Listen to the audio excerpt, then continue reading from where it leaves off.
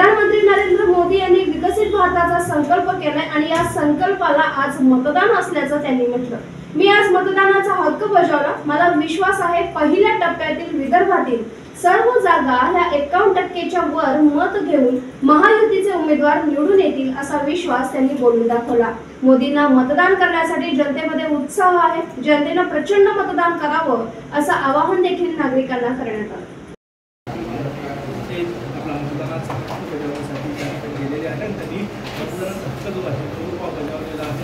सर्वसामान्य नागरिकांप्रमाणे काही वेळ रांगेत उभे राहिले, मतदानाच्या रांगेत उभे राहिले आणि त्यानंतर मतदानाचा हक्क बजावण्यासाठी ते या ठिकाणी आज गेलेले आहेत आणि मतदान केलेले आहे। हे दृश्य आपण बघू शकतो, त्यांनी हे मतदान केलेलं आहे आणि